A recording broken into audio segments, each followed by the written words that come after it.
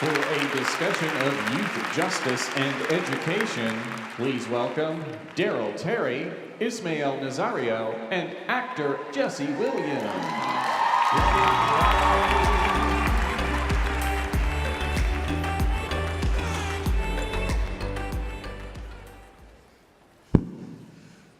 Good afternoon. Good afternoon. Afternoon. First things first, I would like to say thank you to Points of Light for the invite. It's a pleasure to be up here and share this space with these two gentlemen. So, without any further ado, let's get right into it. So, introductions. Why are we here? Well, my name is Darryl Terry II, of course. I founded the Kink Academy. Kink is an acronym, stands for Kids in Need of Guidance, but it's also a play on what we do.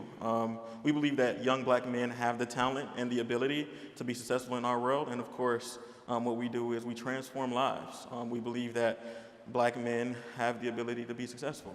And I've worked with these men. It's something that I founded when I was in the 11th grade. And I also am a former candidate for state representative. I was the youngest person to ever run in the history of the state of Georgia at 20 years old.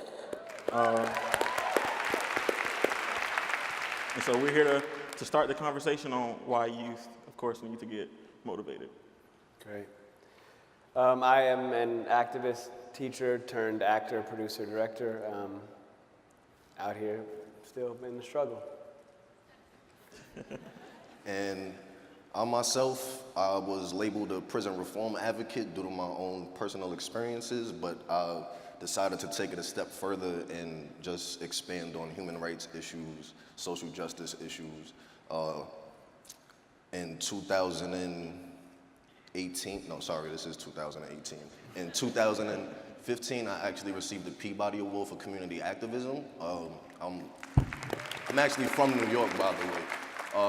And I was just due to all my youth engagement. I was part of the Raise the Age campaign up in New York and in solitary confinement for kids up in New York. So that was just some of the things that got me, where I am. Mm-hmm. So, Jesse, tell us, why the passion on this topic of youth justice and education? It's just the way I was raised. I was raised around organizers and activists in Chicago, working class, factory workers, labor, poverty work, and a very dramatic shift in my life when my family moved from the hood in Chicago to the suburbs. I went from white boy to nigger in a week in the 80s, in the early 90s when we moved, and I had really experienced life on two different planets. And that really shifted my understanding of education and the need for reform and what we call success and how much patience and investment and resources we put into our young people based on a zip code, based on a tax bracket, based on color of their skin, and generational wealth. So just different parts of my life, I've always noticed special treatment. Gotten some of it, I've been on the wrong end of it, and just decided and I was raised in a way that, the purpose of life is to be of service to others and leave it better off than when you got there, and that's just how I've chosen to try to continue to operate. Great, well put. Darryl, give us some background. Well, the reason that I founded the Kink Academy, of course, was when I was in high school, I entered the 9th grade, my class had 436 people in it. By the time I got to the 11th grade when I founded the Kink Academy, my transcript said 1 of 236. And then when I graduated, it said 1 of 153.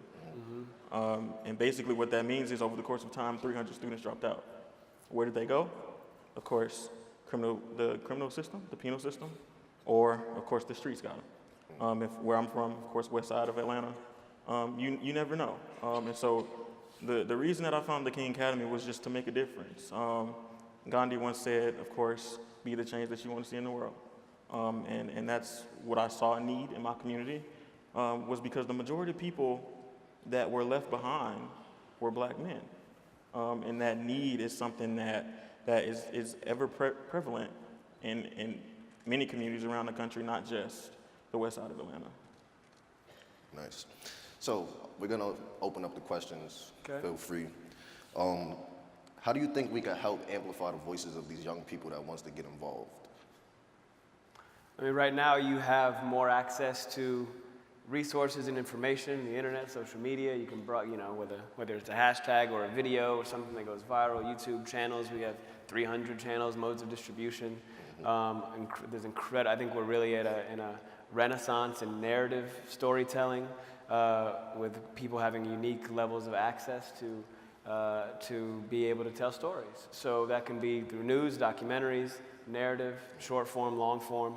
So there's a lot of ways to not only broadcast something out, but to receive information. We didn't have the internet when I was a kid, and that was not that long ago.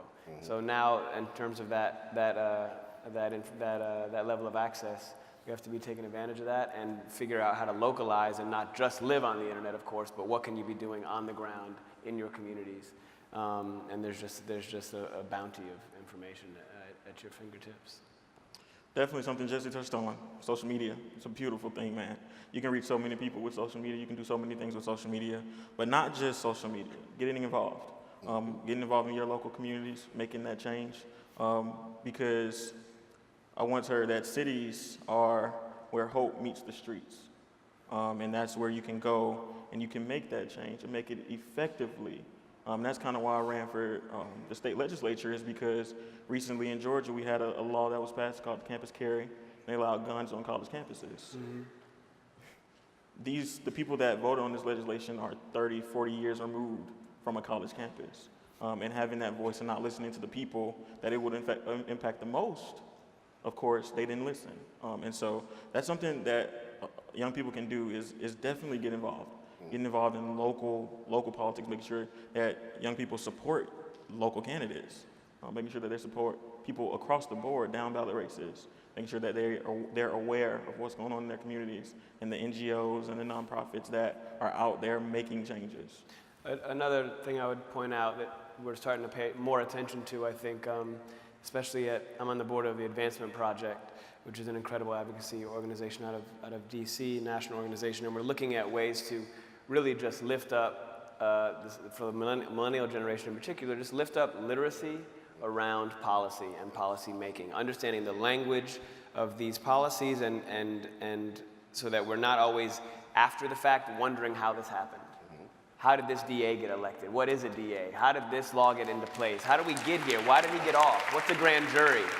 Why are we handcuffing 5-year-old kids in school and macing 7-year-olds and 10-year-olds and the school to prison pipeline? What is that? We're always late.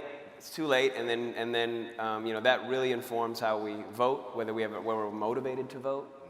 You have to give people a reason to get off the couch or get off the internet, and we have to be more preemptive in our strategy making. Yes, couldn't have said that any better. And I'm glad that you brought up a couple of things, which is leading to our next question. Social media is huge. One of the things that we've been hearing a lot in recent is hashtag Black Lives Matter, right? Do y'all feel that a hashtag with that meaning, will it really bring about real change? Well, I think it's important to look at it this way. Black Lives Matter, of course, started as a hashtag. But Black Lives Matter is not just a hashtag.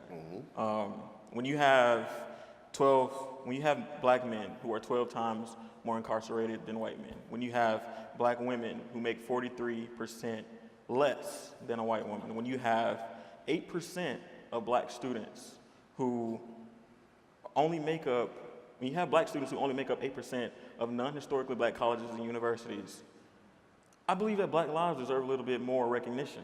And it's important to realize that these hashtags come from places of despair. They come from heartbreak, and they're calling people, they're calls to action.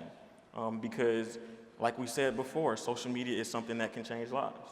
And of course, Black Lives Matter is something that is so very important to many communities around the nation just because of the ability to reach out and connect people. All right, so right before we close up, sorry, Jesse, but if you want Please. to dive into that. Last question for you gentlemen. What's your next steps in your journey, and how will y'all continue to use your voice to be part of the change? For me, I'm focusing more on using the power of narrative storytelling to connect that between that and news. For many of us, people watching movies or TV shows, whether it's sad or just our reality or a combination of the two, is their news. It's a lens by which we experience new cultures and new languages and new economic classes, new realities. And we have to approach that responsibly. We have to approach that with a sense of conscience, and it's an opportunity right now. So I'm focused on that, and us at the same time, particularly as black folks, brown folks, disenfranchised people in this country, not losing a grip on our own news sources, our own base information. We do a lot of reacting to other stories, but we have to be able to tell our stories and tell them authentically and retain ownership of our culture. Black, brown, and poor culture is, widely exported. It's probably our biggest GDP here. It's American cool, and we don't own none of it, and we're not employed in it. But we're swagging out everybody else's products, and it's our culture, and we have to preserve it and protect it and defend our women and defend our community, and you can do that and also participate in the capitalist system. Not ideal, but you can. We can walk and chew gum at the same time, and we need to be able to, have allyship and support in this culture, but not constantly be picked at kind of by the vultures of corporations.